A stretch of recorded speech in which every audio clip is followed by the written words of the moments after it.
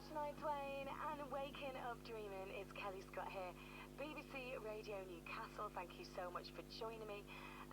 Can't believe it's 30 minutes past 8 already. It's flying by. I'm with you until 10 o'clock, and I've got loads of guests to come.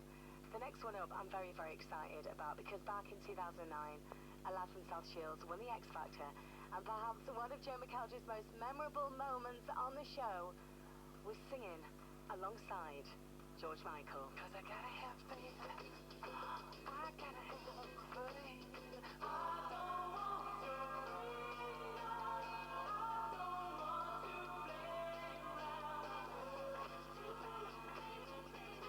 Now, George Michael has some absolutely amazing songs, and Joe is halfway through the Freedom Tour, and he popped in to the studio to tell me all about his show at the City Hall in Newcastle this very Sunday. I'm so excited for tomorrow. Obviously, we're coming to the City Hall.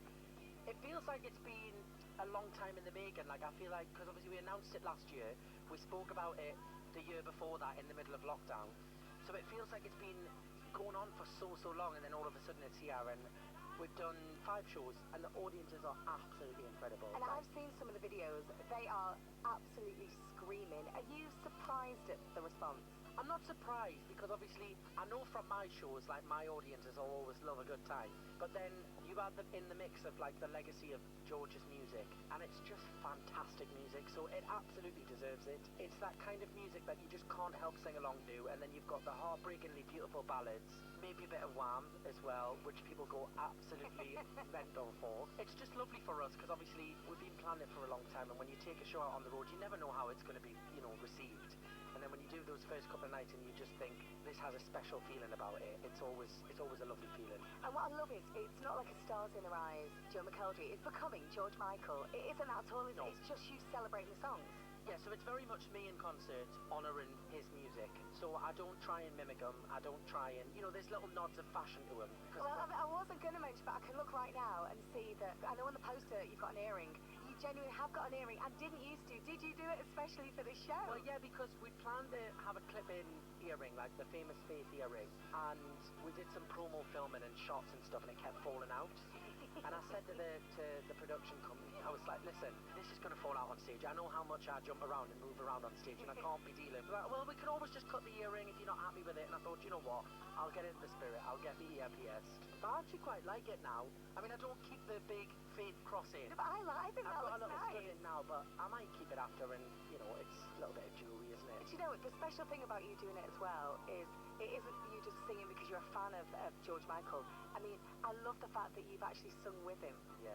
Like, when you think back to that time, what was it like performing on stage with George Michael? It was incredible, you know, and if you had told me 13 years ago that I would be doing this tour, you know, we would never, well, first of all, we never would have imagined we would have lost him, you know, which is a really sad thing. But he was so lovely on the show. He was so caring and giving with his time, and humble.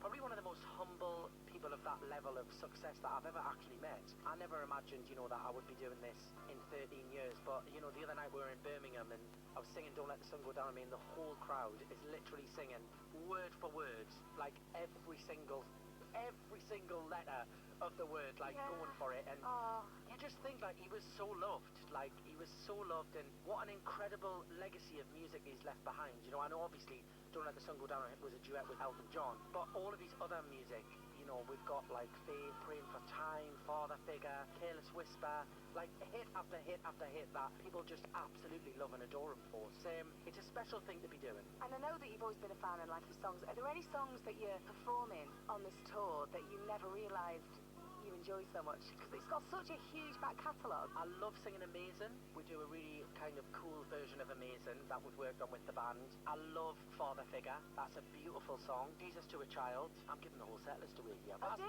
Yeah, it's all of these things. We're not... Yeah, we want to know. We want to know. But yeah, Jesus to a Child, I think, is a really special moment in the show. I'll tell you what else, which everybody absolutely loves, which I'm not shocked at because it's a brilliant song. We do I Knew You Were Waiting, Aretha and George.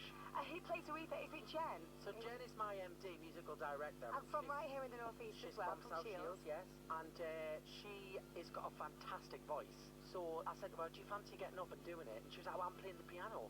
I was like, yeah, but we can work something out so that you can come out front. So it was actually a really... I'm giving all the show away. I shouldn't be doing this. No, do you've got to. Well, you'll see it. They'll be seeing it this weekend.